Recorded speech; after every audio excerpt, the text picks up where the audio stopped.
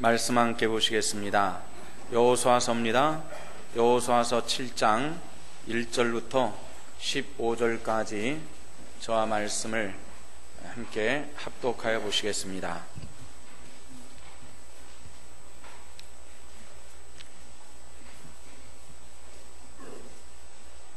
이스라엘 자손들이 온전히 바친 물건으로 말미암아 범죄하였으니 이는 유다 지파 세라의 증손 삽디의 손자 갈미의 아들 아간이 온전히 바친 물건을 가졌음이라. 여호와께서 이스라엘 자손들에게 진노하시니라.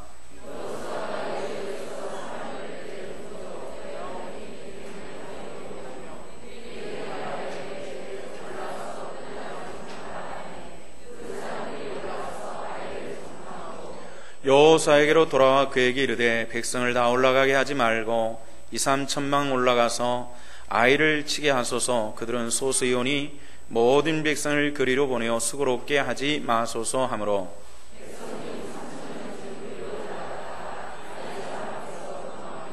아이 사람이 그들을 36명쯤 쳐 죽이고 성문 앞에서부터 스바림까지 쫓아가 내려가는 비탈에서 쳤으므로 백성의 마음이 녹아 물같이 된지라.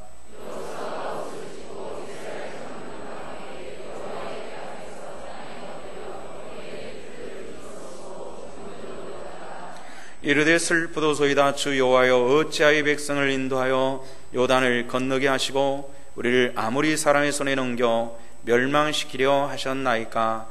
우리가 요단 저쪽을 만족하게 여겨 거주하였다면 좋을 뻔하였나이다.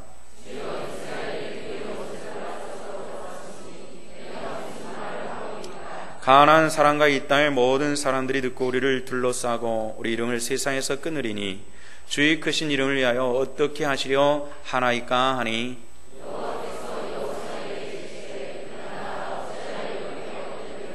이스라엘이 범죄하여 내가 그들에게 명령한 나의 언약을 어겼으며 또한 그들이 온전히 바친 물건을 가져가고 도둑질하며 속이고 그것을 그들의 물건들 가운데에 두었느니라.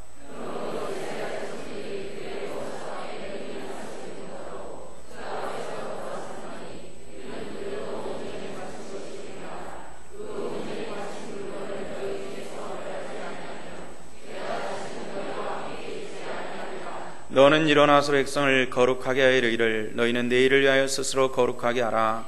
이스라엘의 하나님 여호와의 말씀에 이스라엘아, 너희 가운데 온전히 바친 물건이 있나니 너희가 그 온전히 바친 물건을 너희 가운데서 제하기까지는 내 원수들 앞에 능히 맞서지 못하리라.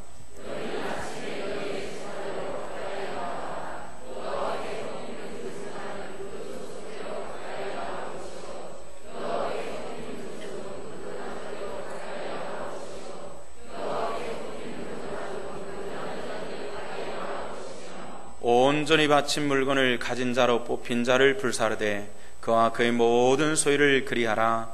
이는 여호와의 언약을 어기고 이스라엘 가운데 그 대서 망령된 일을 행하였음이라 하셨다 하라. 아멘.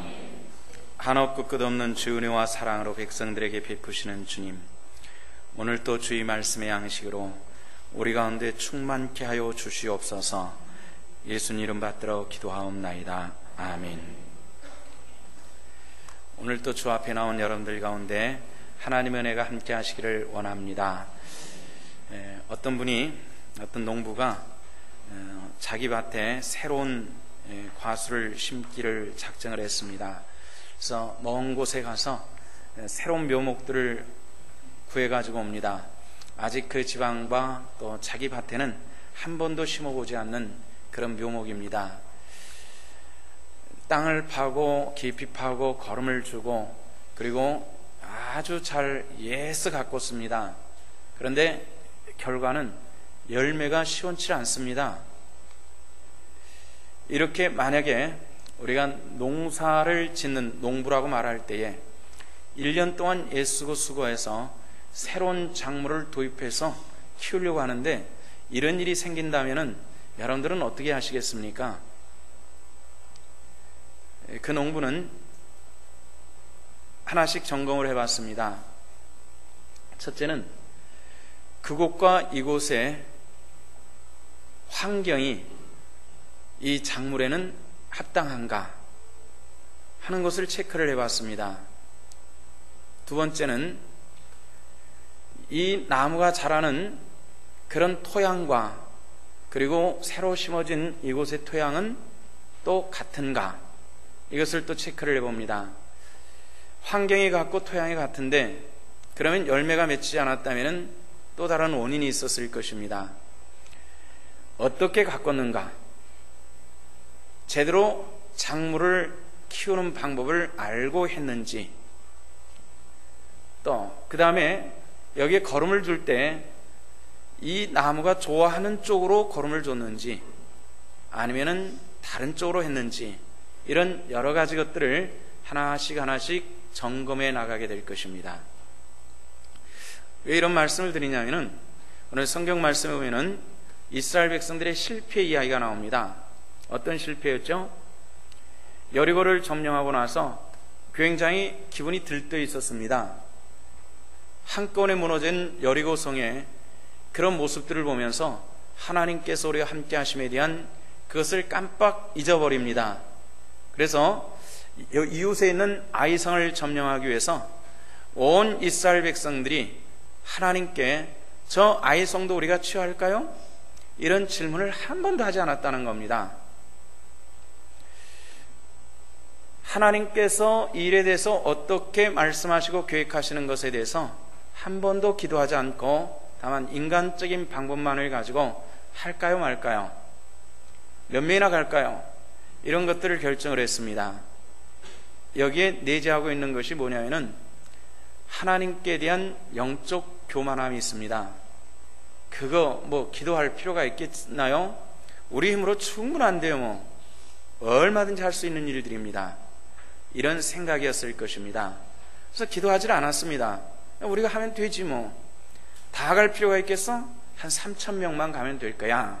그렇게 해서 한 3,000명 정도 올라갔다가 아주 신나게 얻어터지고 그리고 다시 쫓겨 내려오는데 거기 가가지고 36명 정도가 전사를 했습니다. 여리고 성을 점령하는 데 있어서는 한 명도 머리끝도 닿지 않았는데 조그마한 아이성을 점령하는 일에 있어서는 36명이나 전사를 하는 이런 불상사가 발생하고 있었다. 이렇게 성경은 이야기를 해주고 있습니다. 자, 이런 문제가 생겼습니다. 실패했다는 얘기죠. 왜 실패했는지 이 문제를 가지고 이스라엘 백성들은 이야기를 하고 있는 겁니다. 왜 실패했을까? 그래서 여호수아가 하나님께 기도합니다. 하나님, 왜 이런 일이 생겼을까요? 하나님께 간절히 기도하는 가운데 하나님께서 말씀하신 것이 있었습니다. 그것은 뭐냐면은 이 백성들 중에서 범죄한 자가 있다, 이런 말씀입니다.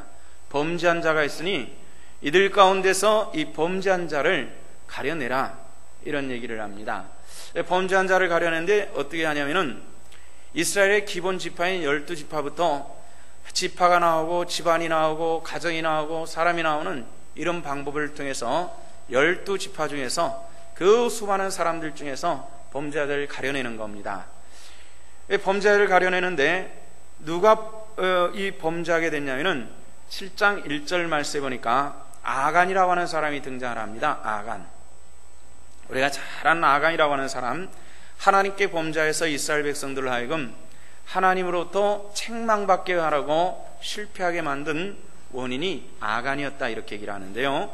그 아간이라고 하는 사람의 집안을 쭉 얘기를 하는데 7장 1절에 보니까 유다지파 세라의 증손 산디의 손자 갈미 아들, 이렇게 얘기를 하면서 그 윗대 조상서부터 쭉 얘기하는데요.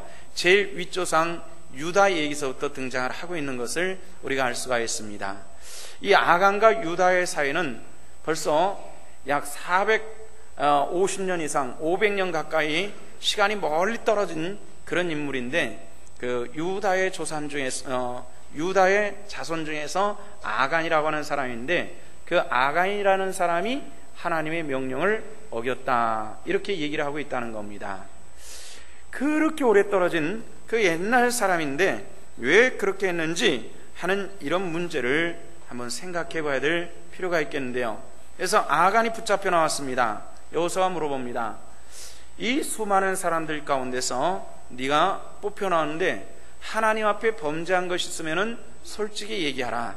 이렇게 얘기했더니 아간이 여호수아서 7장 21절에 무엇라 얘기하냐면은 내가 여리고성을 함락할 때에 하나님께서 온전히 드리라고 하는 그 여리고성의 그 노래학물 중에서 일부를 숨겨놨습니다. 외투한보를 숨겼고요, 200세겔 되는 은을 숨겼고요, 그 다음에 50세겔 되는 그런 금을 숨겨놨습니다. 내 장막에다 땅을 파고 그것을 숨겨놨습니다. 그랬어요. 여호수아가 한번 가서 아간의 장막을 파보아라 그랬더니 그 아간의 장막을 파보니까 외투 한 벌과 은 200세겔과 금 50세겔이 나타나게 되는 겁니다. 그래서 하나님의 명을 따라서 아간과 그의 가족들을 다 죽이고요, 그리고 그의 모든 것을 불사르고, 그리고 사람들이 거기다 돌무더기를 쌓아놓습니다. 아간의 돌무더기죠. 나중에 이스라엘 백성들이 달면서 이 돌무더기가 무엇입니까? 이렇게 물어볼 때 그 옛날에 이스라엘 백성들이 너희 조상들이 실패한 적이 있었는데 그 원인이 아간이 원인을 제공했다 하면서 이 아간의 돌무더기를 쌓은 이런 사건이 있었습니다. 자, 오늘 우리가 좀 생각해 봐야 될 문제는 뭐냐면은 아간이라고 하는 이 사람에 대해서 우리가 좀 깊이 생각해 볼 필요가 있습니다. 아간이 누구냐 하는 문제에 대해서 아까 말씀드렸죠. 유다의 그 제일 윗대 조상으로 쭉 올라가면은 유다라고 하는 사람이 있는데 유다의 손자 그 먼 후손입니다. 이렇게 얘기를 하고 있습니다. 성경은 왜 이렇게 누구의 아들 아간 이렇게 하면 끝낼 문제를 가지고 왜 그렇게 그 유다에까지 거슬러 나서 유다에까지 뿌리를 대고 있는지 그 이유에 대해서 우리가 한번 생각해 볼 필요가 있는데요. 이 유다라고 하는 사람은 야곱의 12아들 중에 한 사람이고요, 이스라엘 유다 지파의 그 지파의 근간을 이루는 사람들 중에 한 사람입니다. 근데 유다는 어떤 사람이었냐면요, 유다는 좀 입에 올리기 민망한 사건을 만들었던 사람인데 그 며느리를 겁탈한 사람이 이 유다입니다. 아들의 아내를 뺏은 사람이 유다라고요. 세상에서 가장 윤리적으로 큰 범죄를 했다라고 말한다면은 유다를 꼽을 수 있을 텐데 유다가 그런 사람이었습니다. 근데 그런 사람의 집안이 흘러 내려와서 쭉 보니까 아간이라는 사람이 등장을 하는 이런 걸 볼 수가 있죠. 우리나라 속담에 콩 심은 데는 콩 나고 팥 심은 데는 팥 난다라는 그런 말이 있습니다. 팥 심은 데 절대로 콩 나는 법이 없고요, 콩 심은 데 팥 나는 일이 없죠. 아간이 심은 것은 뭐냐면은 추하고 더러운 범죄를 심었는데 그것이 아간 때에서 그렇게 주머니에 송곳처럼 뚫고 나오면서 온 이스라엘 백성들로 하여금 곤란하게 만들고 실패하게 만들고 넘어지게 만드는 이런 모습이 있었더라는 겁니다. 우리가 이 세상을 살아가면서 때로 믿음의 길을 가면서도 실패하는 경우들도 있습니다. 그 실패가 때로는 더 큰 성공과 하나님의 은혜를 위한 교훈일 수가 있습니다. 오늘 기도하셨던 정차은 집사님이 이런 실패를 맛보게 하시고 이런 눈물을 맛보게 하시고 그 가운데 하나님의 은혜를 발견케 해 주시옵소서라는 요지의 기도를 했습니다. 저는 그 기도에 대해서 참 많은 것을 느꼈고 은혜를 받았습니다. 우리가 때로는 실패를 통해서 하나님의 은혜를 발견할 수 있는 그런 영적인 눈이 열려지는 하나님의 권속들 되시기를 주 이름으로 축원합니다. 이스라엘 백성들이 이 아간을 통해서 실패를 하게 되는 겁니다. 우리가 이 아간의 사건을 통해서 아간이 하나님의 것을 훔쳐가지고 그런 이스라엘 백성들이 엄청난 징계를 당했다라고만 생각하면 우리가 성경을 다 볼 수 없는 겁니다. 그래서 우리가 발견할 것은 뭐냐면은 한 사람의 성품과 기질이 만들어지기까지는 상당히 오랜 내력을 가지고 내려온다는 겁니다. 좋은 것도 그렇고 나쁜 것도 그렇습니다. 제가 어렸을 때는 어른들이 새롭게 결혼을 하는 젊은이들의 그 짝을 얘기할 때 이런 얘기를 하는 것을 종종 들었습니다. 그 집안이 어떠니? 그 집안의 성품이 어떠니? 어떤 내력을 가진 집안이니? 이런 얘기를 하는 것을 종종 들었습니다. 어린 마음에 그런 생각이 들었어요. 아니, 그 사람 하나만을 가지고 평가를 하고, 아니면은 평가할 필요 없이 지들이 좋다는데 왜 저렇게 따지실까? 이런 생각을 종종 했습니다. 지들이 좋으면 되지, 왜 굳이 따지냐 말이지. 또 따져도 그 사람이 옳은 사람이 그런 사람인지 이것만 가지고 얘기하지, 그 집안의 내력이 어떻고 그 집안의 기질이 어떻고 이것까지 따질 필요가 있겠나, 이런 생각을 했어요. 근데 이제 저도 어른이 됐지 않습니까? 저도 제 아이가 결혼할 나이가 점점 이렇게 조금씩 가까워져 가고 있으니까 그런 생각이 들어요. 집안의 내력이 어떠냐, 그 집안의 사람들의 기질이 어떠냐, 품성이 어떠냐, 이런 거를 아이한테 얘기하진 않지만은 그런 생각이 들더라고요. 어떤 집안인지, 어떤 품성인지 이걸 그냥 지나갈 수가 없다는 겁니다. 성경적으로 그것을 반증하는 이야기들이 많이 등장을 하는데요, 몇 가지만 제가 얘기를 드린다면은, 창세기 10장에 보면은 아브라함이 가나안 땅에 갔는데 가나안 땅에서 기근이 들었어요. 기근이라고 하는 것이 거기서는 먹을 것이 없는 기근이지만은 오늘 그리스도인들에게 드는 기근은 여러 가지가 있겠죠. 영적인 기근도 있겠고요, 성품으로 오는 기근도 있겠고요, 인간관계에서 오는 큰 몰리고 힘든 그런 그 관계성 기근도 있겠고요, 여러 가지 기근들이 있을 것입니다. 아브라함은 그 기근을 당해가지고 애굽으로 내려갔어요. 애굽으로 내려가가지고 이방인들과의 그 섞여 살 생각을 하니까 두려운 거예요. 그래서 아내에게 뭘 제시를 하냐면은, 애굽 땅에 가서 나는 죽이고 당신은 살릴 것 같고 사람들이 당신 때문에 나를 죽일 것 같더니 우리 부부라고 하지 말고 남매라고 말하자. 그래서 남매라고 했거든요. 거기 가서 애굽 왕에게 아내를 빼앗긴 적이 있었습니다. 그리고 다시 가나안 땅으로 돌아왔거든요. 그게 창세기 12장에 기록되어 있는데, 창세기 25장에는 아주 흥미롭고 아주 재밌는 사건 하나가 또 기록되어 있는데요, 그 아들 이삭 때죠. 이삭 때 또 기근이 들었어요. 그래가지고 또 이삭이 양식을 구하기 위해서 블레셋으로 피신을 갑니다. 그때 아내 리브가를 대동을 하는데요, 리브가에게 또 아버지와 똑같은 얘기를 합니다. 블레셋에 가면은 당신 때문에 당신을 살리고 나를 죽일까 두려우니 우리 그곳에 가서 당신을 내 아내라고 하지 말고 누이라고 말하자, 남매라고 말하자. 그랬다고 거기서 블레셋의 아내를 빼앗겨본 그런 경험이 있습니다. 이걸 가지고 곰곰이 생각해 봤어요. 아브라함이 아버지로서 아들을 앉혀놓고 그때 말이야 먹을 게 없어가지고 애굽에 갔더니 애굽 사람들이 네 엄마를 빼앗아 간 적이 있었다, 이런 얘기 했을 것 같지는 않아요. 근데 그걸 어떻게 알았는지, 아들이 아버지를 아주 판을 박는 것처럼 붕어빵 삐지거낸 것처럼 아주 똑같은 모습을 닮아가지고 아내를 그렇게 팔아버리고 있더라는 겁니다. 아주 신기한 그런 모습을 볼 수가 있습니다. 그 이유는 뭐냐면은, 사람이 뭘 하나를 학습할 때 듣는 것만 가지고 학습하지는 않습니다. 보는 것을 가지고 학습을 가장 많이 한다는 겁니다. 뭘 봤느냐, 뭘 경험했느냐, 이런 것입니다. 성도 여러분들이 부탁하기는 여러분들의 신앙이 아름다운 것이 경험되어지기를 주님의 이름으로 부탁을 드립니다. 우리 자녀들을 키울 때 우리 부모들이 그 아름다운 신앙의 모습과 품성의 모습으로 그 자녀를 양육하고 가르쳐 나갈 수 있는 그런 하나님의 권속들 되시기를 부탁을 드립니다. 성경에는 부모의 책임을 상당히 크게 얘기를 하고 있습니다. 솔로몬이 죽고요, 이스라엘은 두 동강해가 나죠. 북왕국 이스라엘이라는 나라와 남왕국 유다라고 하는 나라로 갈리게 됩니다. 그런데 참 희한한 것은요, 북왕국 이스라엘 땅에는 좋은 왕이 하나도 나오질 않습니다. 우리가 이스라엘 왕들 중에서 선한 왕이라고 말하는 다윗 왕, 솔로몬 왕, 이런 사람들을 얘기하는데요, 악한 왕이라고 말한다면 제일 먼저 손에 꼽히는 사람이 누구죠?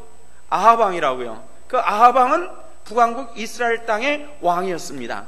근데 이스라엘 땅의 왕들이 매한 그런 식이에요. 악하고 영적으로도 악하고 그 백성들에게도 악한 모습으로 그렇게 살아간 사람들이 북왕국 이스라엘 왕들이었습니다. 그런데 남왕국 유다는 그렇지 않았어요. 남왕국 유다는 악한 왕도 있었지만은 선한 왕이 등장을 해요. 아비암이라고 하는 왕이 있었는데요, 그 아비암의 왕은 악하고 추한 사람이었어요. 근데 그 아들 아사 왕은 아주 선한 사람이었던 것을 성경이 우리들에게 말씀을 해주고 있는 그런 걸 볼 수가 있죠. 근데 이상하게요, 하나님께서 이 땅의 수많은 사람들 가운데서 그렇게 사람들이 왔어도 악한 아버지의 아들이 안 가면은 악한 아버지 속에서도 선하고 착한 아들이 나는 그런 신기한 모습들을 볼 수 있다는 겁니다. 성경은 이 악한 왕들이 또 악한 사람이 나오고 악한 사람이 북왕국 이스라엘에 대해서 성경 뭐라 말하냐면은 이렇게 얘기해요. 그가 아비기를 따랐더라. 그가 아비기를 따랐더라. 또 그런 얘기도 나옵니다. 그가 그 어미 길로 행하였더라. 이런 얘기가 나옵니다. 이 말의 뜻은 뭐죠? 아버지 하는 것을 자식들이 보았고 어머니 하는 것을 딸들이 보았고 이런 뜻입니다. 그래서 어머니가 하는 것을 딸이 보고 아비가 하는 것을 아들이 보면서 똑같이 행하였더라. 성경 그렇게 얘기를 해주고 있다는 겁니다. 우리 성도들이 부탁을 드립니다. 우리 모두 다 부모된 사람들은 내 자녀가, 내 후손들이 하나님 은혜 안에서 잘 되기를 원합니다. 이건 똑같은 얘기들이라고요. 그런데 그렇게 잘 되기를 원한 만큼 나는 얼만큼 영적인 책임을 가지고 있느냐라는 이런 질문을 할 때는 그게 잘 되지 않는 경우들이 의외로 참 많더라는 것입니다. 여러분들이 오늘 이 말씀을 듣고 여러분들이 말로 교훈하는 것이 아닌 보여주는 것을 통해서 내 자식들에게 그렇게 선한 것을 보여줄 수 있는 그런 하나님의 권속들 되시기를 주 이름으로 부탁을 드립니다. 사람들은 영적인 것과 정신적인 것과 그리고 육체적인 모든 것들이 닮게 마련입니다. 몇 년 전에 목욕탕을 갔는데 아주 신기한 것을 보았습니다. 뭐냐면은 할아버지, 아버지, 아들, 손자 이 세대가 3대가 같이 목욕탕에 왔어요. 참 부러워요. 저는 아버지랑 목욕탕 가본 적이 없고요, 아들 녀석도 중학교 들어가면서부터 한 번도 같이 목욕탕을 가보질 않았어요. 뭐 감출 게 많은가 봐요. 가보질 않았어요. 그러니까 핏줄이랑 목욕탕을 이렇게 쭈르륵 가는 게 참 보기 좋아요. 근데 목욕을 하다가 우연히 그 가운데는 아들을 보니까 등에 그 어깨 축지 있는 쪽으로 요 한 뼘 정도 되는 그런 초생딸형의 칼자국이 이렇게 나와 있어요. 느끼는 것이 아, 저 사람은 깡패인가 보다 이런 생각을 했어요. 아주 덩치도 좋고 그냥 아주 그냥 그 우락부락하게 생겼고 그런데도 칼자국이 딱 났으니까 당연히 깡패인가 보다 이렇게 생각했어요. 근데 우연스럽게 그 할아버지 등을 봤어요. 그랬더니 그 꼭 같은 자리에 또 그런 칼자국이 한 뼘 정도가 초생딸처럼 이렇게 나 있는 거예요. 야, 이상하다. 그럼 여러분들 같으면 어떻게 하시겠어요? 손자를 또 봐야 될 거 아니에요. 일부러 손자 찾아가서 봤습니다. 그랬더니 손자 등에도요 그런 칼자국 같은 것이 똑같은 위치에 한 뼘 정도가 쫙 나 있는 걸 봤어요. 아하, 저게 상처가 아니라 태어나면서부터 유전적으로 가지고 있는 그런 흉터이구나라는 걸 그때 느끼면서 세상에 저것도 닮나? 이런 생각을 했거든요. 그런데요, 사람들마다 아버지가 점이 있으면 아들도 점이 있대요. 참 신기하죠. 신기하게 그렇게 육체도 닮아요. 영도 닮고요, 정신도 닮아요. 이런 것들이 있어요. 가까이 교제하는 분 중에서 좀 우리 집도 좀 지저분한데 이거 얘기하는 게 좀 민망스럽습니다만은 그 집에 가보면은 원 정신이 없어요. 한 달 전에 가서 그 바닥에 밥풀 묻어 있는 거 봤는데 또 그 자리에 또 있는 거예요, 그냥. 그럼 한 달 동안 뭐 했다는 거예요? 탁 들어가면 막 썩는 냄새 나고 퀴퀴한 냄새 나고 막 그래요. 양말 한 짝이 저기 쑥 처박혀 있고 저기 거물이 쳐 있고 언제나 가든지 개수대에는 이만큼 쌓여 있고 정신이 없어요. 뭐 그런가 보다 하고 늘 그렇게 했는데 어느 날 우연찮게 그 여자분의 어머니 집을 방문하게 됐어요. 근데 그 집이 똑같더라고요. 야, 이것도 내림이구나. 아, 이런 생각을 했어요. 야, 이게 내림이구나, 이거. 이렇게 차분하게 사는 것도 내림이지, 이게 뭐 방법이 없구나. 이런 생각을 했는데요. 정말 그렇더라고요. 이런 식의 내려가면서 그렇게 사는 모습들을 보았는데요. 우리가 영적인 것도 그렇거든요. 우리가 잘 아는 한국교회를 대표하는 교회들이 몇 개 있는데 그 중에서 아마 첫 번째, 두 번째 꼽으라면은 서울에 있는 영락교회가 한국을 대표하는 교회가 될 거예요. 그 교회는 이제 소천하신 한경직 목사님이 일대 목사님이죠. 한국교회 목사님들 중에서 지금도 한경직 목사님을 아는 분들은 가장 이상적인 목회자가 누구라 그러면 열에 한 7, 8명은 한경직 목사님이라고 얘기할 정도로 성품과 실력과 그리고 욕심 없는 그런 목회, 이런 모든 것들이 참 훌륭하신 그런 분이에요. 저도 한번 개인적으로 만나본 적이 있었는데 참 그 훌륭한 품성을 가지신, 그래서 그런 분을 굉장히 흠양해요. 여러분들, 저보다도 그런 분이 여기서 목회하시는 게 더 낫겠죠? 솔직히 해도 괜찮아요. 더 나을 거예요. 그런데 그런 분을 끊임없이 괴롭히는 장로님이 계셨다는 거예요. 끊임없이 괴롭히는 거예요. 그래도 그분이 한경직 목사님이 은퇴식까지 목회를 다 하고 지나가셨는데 그 다음에 2대 목사로 박조준 목사님이 부임을 했어요. 그 양반도 끊임없이 괴롭히고 힘드는 그런 사람이 있어서 결국은 중간에 목회를 못하고 사임을 하고 나온 적이 있었어요. 그런데 끊임없이 한경직 목사님을 괴롭히고 박조준 목사님을 괴롭힌 그 사람은 누구냐면 부자지간이었다는 거예요. 부자지간. 그리고 나서 그 집안이 되어져 가는 것은 한국교회 목사님들은 대체로 다 알고 있어요. 어떤 일들이 있었다는 것을. 그런 얘기는 우리가 할 필요는 없겠지만은 우리가 하나님의 은혜 안에서 영적인 것도 어쩜 그렇게 닮아갈 수가 있는지, 여러분들, 우리 자녀들이 주 안에서 아름다운 신앙생활을 여러분들 원하십니까? 그러면 저와 여러분들의 신앙생활이 아름다워질 수 있기를 주님의 이름으로 부탁을 드립니다. 아름다운 신앙이 만들어지기 위해서는 내가 아름다워져, 내 자녀가 축복받는 자녀가 되려는 하나님의 축복을 내가 체험할 수 있는 그런 하나님의 권속들 되시기를 주 이름으로 부탁을 드립니다. 그러기 위해서는 어떻게 해요? 학습되는 겁니다. 신앙도 학습되는 것이고요, 모든 것이 학습되는, 바른 신앙인으로 학습되는 겁니다. 제 아이 얘기를 좀 할게요. 우리 아이가 어렸을 때부터요 LG를 굉장히 좋아했어요. 이제 졸업반이 돼가지고 너는 어떤 직장에 들어가고 싶으냐 그랬더니 LG건설이요 그러더라고요. LG를 굉장히 좋아해요. LG하고는 뭐 절대 팬이에요. 아주 절대 팬이 돼가지고 야구를 해요.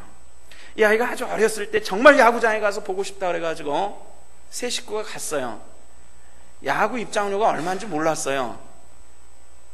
한 20년 전 가까운 때니까 얼마나 했겠어요? 근데 가보니까 생각보다 입장료가 비싸더라고요. 돈이 모자라가지고 저는 못 들어가고 지 엄마랑 둘이 들어가서 보고 왔어요. 밖에서 저는 기다리고. 그런 적도 있었어요. 그런 적도 있는데 왜 그렇게 LG를 좋아하느냐면요, 아주 아이가 어렸을 때 우리 교회 성도 중에서 동생이 LG 배구팀 단원이 있었어요. LG 배구팀. 그러니까 LG 그 운동하는 사람들이 서로 이 운동 그 어떤 모자라든지 티셔츠라든지 이런 거 서로 주고받고 하는데 어느 날 LG 야구 모자하고 뭐 LG 용품 몇 개를 갖다 준 거예요. 아이에게. 조그만했을 때, 아주 아장아장했을 때. 이 아이가 LG 야구를 쓰면은 이게 써주는 것도 아니고 완전 여기까지 덮고 다니는데 그걸 그렇게 좋아해요. 야구 LG만 나오니 LG 나온다고 늘어붙어가지고 그걸 구경하겠는데 그게 벌써 20년을 넘었거든요. 20년을 넘어가가지고도 지금도 LG하면 깜빡 넘어가 버리더라고요. 그래서 어떤 직장에 가고 싶으면 앞에 LG 붙은 직장을 간다는 이런 얘기를 하면서 그 아이가, 그래서 어제는 그 LG 야구를 같이 보다가 물어봤어요.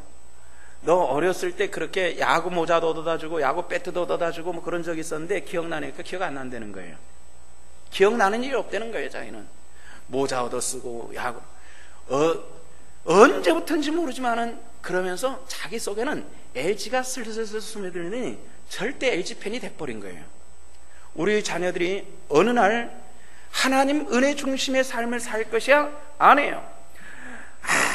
아무것도 모르지만은 이 아이에게 말씀으로 부어주고 하나님의 은혜의 양식으로 클 때 이 아이는 나 하나님 없으면 못 살아요, 하나님께서 나를 붙잡아 주실 것이라는 이 절대적인 믿음으로 살아갈 수 있는 그런 하나님의 권속들 되시기를 주 이름으로 부탁을 드립니다. 그래서 이것이 신앙이고 이것이 하나님께 축복받는 은혜의 역사가 나타나질 수 있는 이런 놀라운 축복된 은혜가 우리 삶들 속에 함께해 주실 줄로 믿습니다. 그런데 그러면은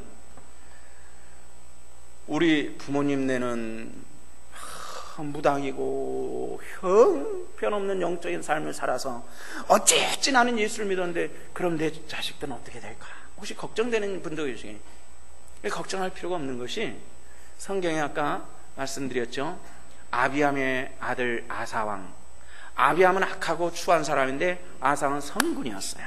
또 그런가 하면은 아몬이라고 하는 왕이 있었는데 아주 나쁜 사람인데 그 아들 요시아는 우리나라 세종대왕처럼 아주 성군으로 나라를 다스려 나간 사람이었고요. 아스라고 하는 아주 나쁜 왕이었는데 그 아들 히스기야는 우리가 잘 아는 아주 뛰어난 그런 성군이었다고요.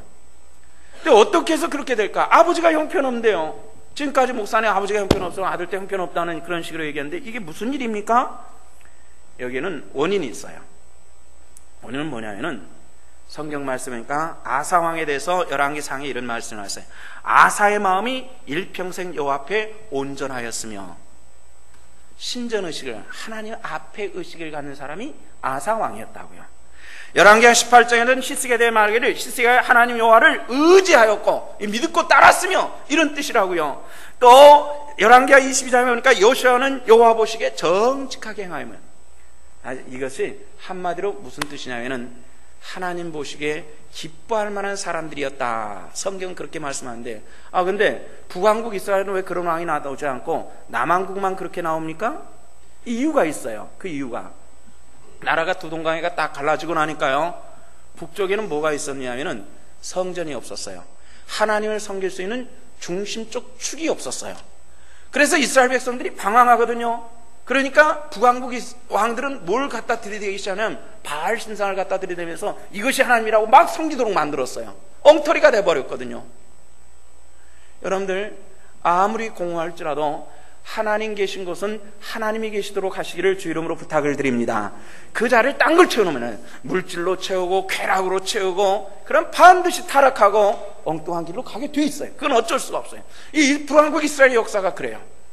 바알신을 섬기면서 그들의 그런 성적인 타락과 물질의 타락과 영적인 타락은 이루 말할 수 없는 타락이네요. 그래서 그 엘리야의 그 갈멜산의 싸움도 북왕국의 선지자였다고 엘리야가 그만큼 타락한 것이 이스라엘 백성들이 아주 타락한 모습이었어요.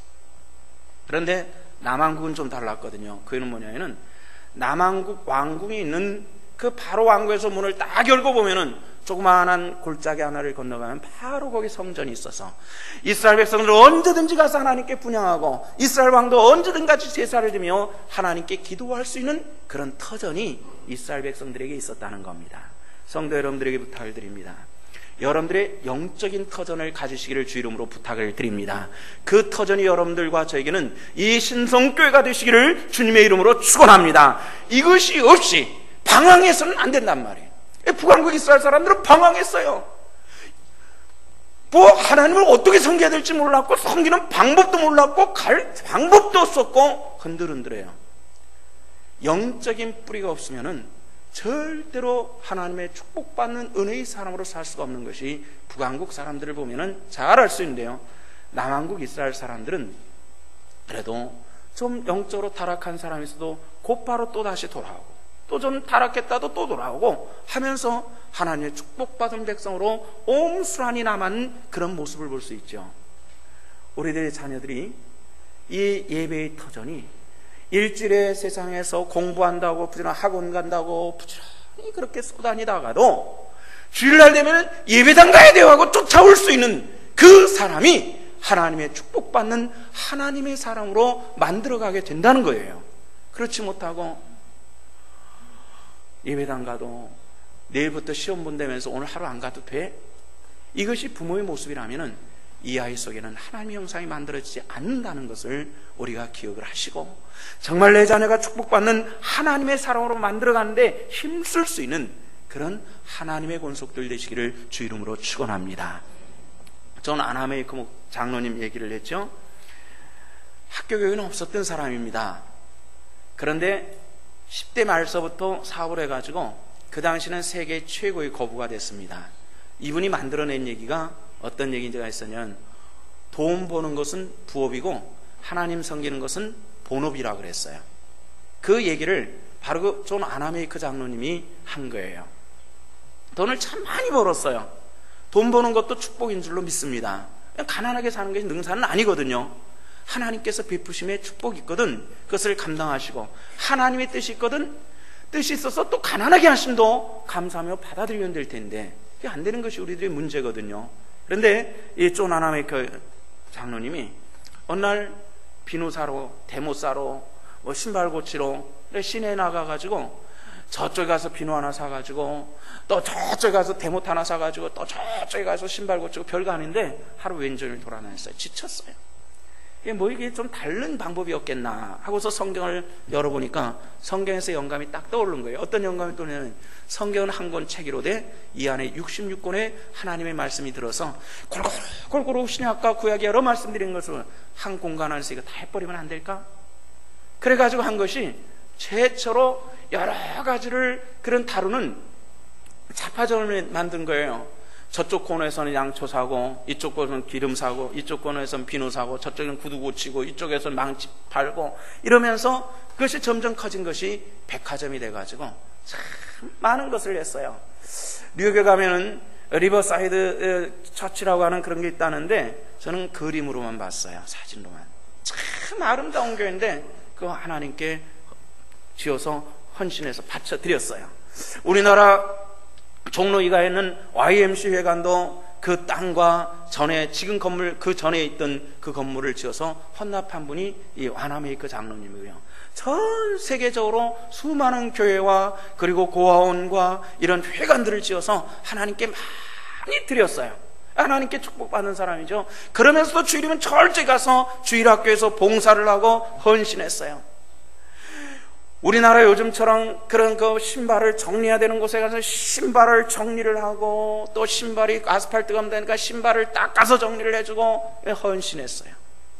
그렇게 낮은 자리에 헌신하니까 우리 장로님 별 볼 일 없는 일만 하시네 이러질 않았어요. 사람들이 존경한 거예요.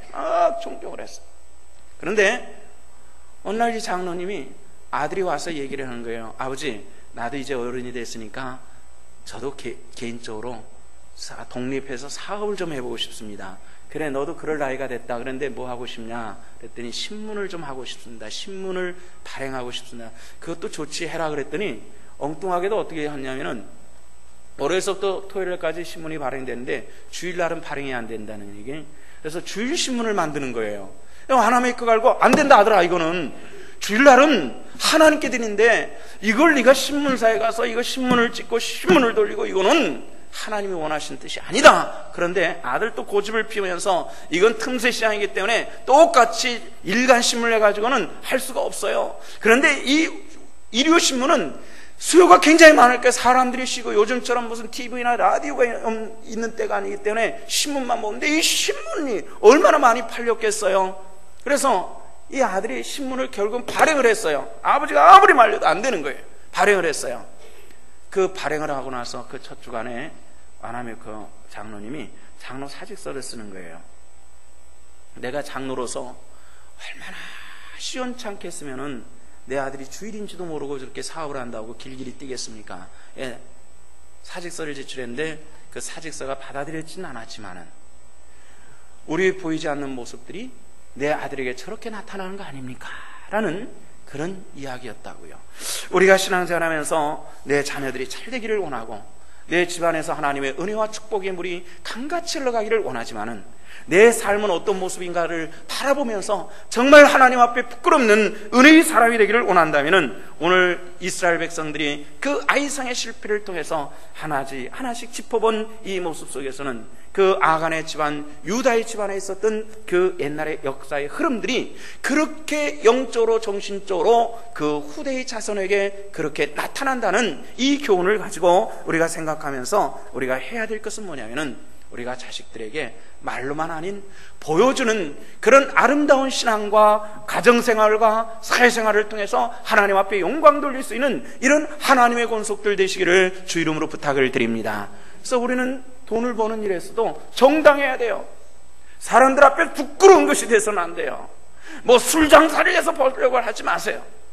우리가 그 어떤 악한 방법을 통해서 우리가 돈을 벌고 축복받았다고 얘기하는 것이 아니라 정당하고 땀 흘리고 예를 쓰는 가운데서 하나님께서 공급하시는 그 축복된 것을 누릴 수 있는 그런 하나님의 사람들 되시기를 부탁을 드립니다.